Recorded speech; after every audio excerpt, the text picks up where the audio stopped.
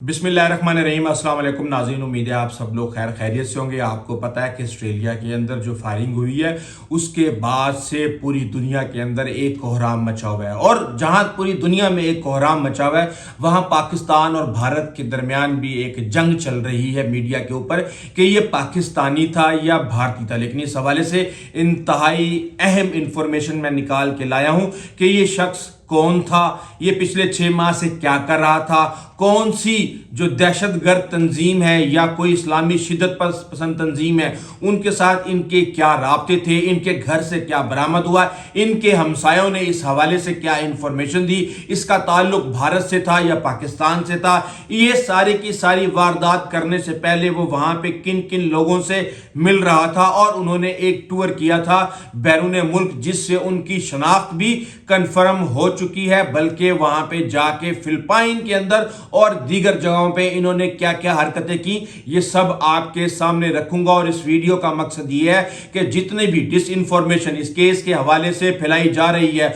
उसकी तस्दीक करदा जो इंफॉर्मेशन है वो मैं आपके सामने रखूं ताकि आपके इस केस के हवाले से तमाम तर कंफ्यूजन खत्म हो जाए। अब बात यह है कि सबसे पहले ये जो हमला आवर था और उसके साथ जो उसका 24 साला बेटा था, ये कौन थे? एक साजिद इकराम शख्स था, 50 साल उसकी उम्र थी। 1998 में ये स्टडी वीजे के ऊपर ऑस्ट्रेलिया में आया था। यहाँ आके इसने एक अतालवी यानी इटली की खातून से वहां पे शादी की, वहीं पे अपनी रेजिडेंसी वीजा अप्लाई किया। इनका एक बेटा जो है उसकी उम्र 24 साल जो कि इस हमले के अंदर शामिल था, उसका नाम है नवीद इकराम। अब असल में ताल्लुक किसका था और किसने किसका साथ दिया, ये एक बहुत बड़ा सवाल है। अब नवीद इकराम का जो बाप है वो भारत से और उसकी जो मां है वो इटली से थी। अब हलाक होने वाला जो हमला आवर जो शख्स है उसके बारे में ये कहा जाता है कि जनाब वो वहां पे आके एक फल फरोशी का काम कर रहा था, लेकिन उसके साथ ही वो एक जो फायरिंग क्लब है 10 साल से उसके साथ अटैच था। कहा यह जाता है कि उसको शिकार का शौक था और जो उसका बेटा था उसको भी शिकार का बहुत ज्यादा शौक था, और पार्टनर वीजे पे वो 2001 के अंदर उन्होंने वहां पे हासिल कर लिया था। 10 वर्ष से उसके पास इस तमाम तर असला जो कि उसने इस सारी वारदात के अंदर इस्तेमाल किया, गन क्लब का वो बाकायदा रुकन था, और इसके साथ ही 6 हथियार इसके पास मौजूद थे। और मजीद किसी और हमलावर के हवाले से जो तलाश है वो बिल्कुल रोक दी गई है, और यौम सोग ऑस्ट्रेलिया के अंदर और उनका परचम सरनगू है। और अगला सवाल जो है कि क्या वो पाकिस्तान से था? जब वजीर दाखिला से ये सवाल किया गया था उन्होंने कहा जी इसके ऊपर अभी इन्वेस्टिगेशन हो रही है।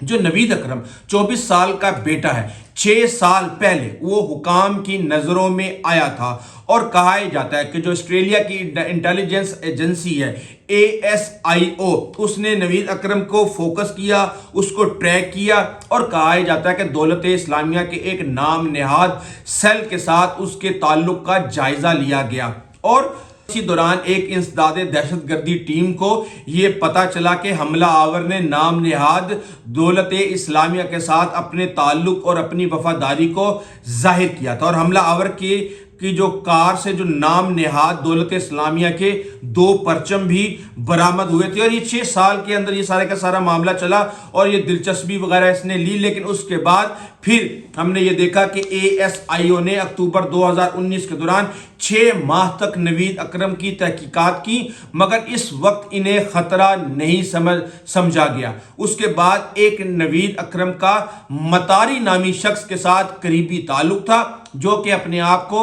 नाम नेहाद दौलत इस्लामिया के खुद साख्ता कमांडर के तौर पे और हमलों के मंसूबा बंदी जो है वो कर रहा था। इन्हें 7 साल कैद की सजा हो गई थी, और ASIO के डायरेक्टर जनरल माइक बर्गेस का कहना था कि वो हमला आवरों में से एक का एजेंसी को पहले से मालूम था। अब نوید اکرم کے بارے میں اور مزید انفارمیشن آتی ہے جس سے اس کے مذہبی رجحان کے بارے میں پتہ چلتا ہے۔ نوید اکرم نے 1 سال تک مغربی سڈنی میں واقع المراد انسٹیٹیوٹ کے اندر تعلیم حاصل کی، اور وہاں پہ جو ان کے سربراہ ہیں وہ یہ کہتے ہیں کہ 2019 کے آخر میں وہ قرآن کی تلاوت اور عربی کلاسز لینا چاہتے تھے، اور انہوں نے 1 سال تک یہ سارے کا سارا کام کیا۔ اور ساجد اکرم جو اس کے والد تھے، اس کے پاس جو ہے وہ لائسنس کا اسلحہ تھا۔ پھر اس کے اس ساری واردات کے بعد پھر ان کے گھر پر چھاپا مارا گیا، اور یہ بونڈی ساحل سے تقریباً 1 گھنٹے کی مسافت پہ تھا، اور انہوں نے اسی دوران بونی رگ کے علاقے میں پہلے ان کی رہائش تھی، لیکن اس کے بعد پھر انہوں نے کیمپسی نامی علاقے کے اندر جو کہ بونڈی ساحل سے آدھے گھنٹے کے فاصلے پہ ہے، وہاں پہ ایک گھر کرائے کے اوپر رینٹ پہ لیا، اور وہاں پہ ساری کی ساری انویسٹیگیشن ہو رہی ہے۔ لیکن جو ان کے ہمسائے کہتے ہیں کہ یہ بڑے عجیب سے لوگ تھے، ہیلو ہائے بھی نہیں کرتے تھے، اور ہم تو یہ سوچ بھی نہیں سکتے کہ یہ اس طرح کی واردات کے اندر ملوث ہے۔ اب جو نوید اکرم یعنی کہ 24 سالہ بیٹا ہے، اس کو شکار کا بہت زیادہ شوق تھا۔ نوید جو ہے وہ اینٹیں لگانے والا مزدور تھا، جبکہ جو ساجد اس کا باپ وہ پھلوں کا کاروبار کرتا تھا، اور نوید اکرم کی نوکری جو ہے وہ تقریباً 2 ماہ قبل جو ہے وہ ختم ہوئی، اور اس نے کہا جی کہ یہ کمپنی دیوالیہ ہو گئی ہے۔ اور جو اس کا آنر تھا اس کو اس نے کہا کہ جناب یہ اس نے چھٹیاں بھی نہیں کرتا تھا یہ، اور اس نے 6 سال قبل جو ہے نا اس کو نوکری پہ رکھا گیا تھا، بڑا محنتی تھا، چھٹی نہیں کرتا تھا، لیکن پھر اس نے جو ہے 2026 تک اس نے کہا کہ میری کلائی ٹوٹ گئی ہے، میں کام نہیں کر سکتا،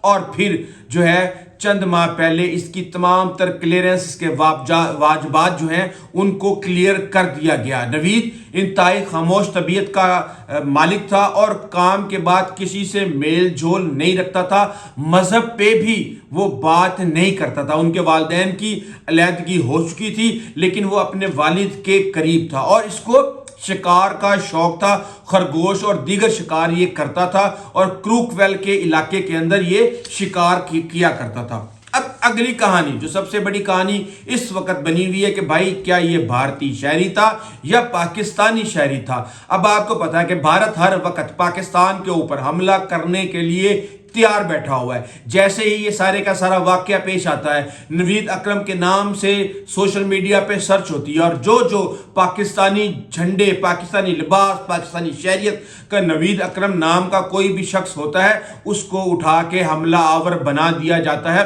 اور پھر ایک دم سے ایک نوید اکرم جو کہ پاکستانی جرسی کے اندر، کرکٹ کی جرسی کے اندر موجود ہوتا ہے، اور وہ کہتا ہے کہ بھائی میرے دوست کا فون آیا، اس نے مجھے کہا کہ تمہیں حملہ آور بنا دیا گیا، اور وہ بھی اتفاق سے آسٹریلیا کے اندر ہی اپنا کام کر رہا ہے، اور وہ وہاں پہ کچھ عرصے سے مقیم ہے۔ وہ فوری طور پہ پولیس کے پاس گیا، اور اس نے ساری کی ساری انفارمیشن دی، ساتھ میں اس نے ایک ویڈیو بیان بھی جاری کیا کہ بھائی میرا اس سے کوئی تعلق نہیں ہے۔ اور اس طرح ہم یہ دیکھ رہے ہیں کہ بھارت کی طرف سے جو پروپیگنڈا کیا گیا اس کی ساری کہانی جو نیو ساؤتھ ویلز کے پولیس کمشنر ہیں میل لیون، انہوں نے اس کا پول کھول دیا۔ انہوں نے کہا کہ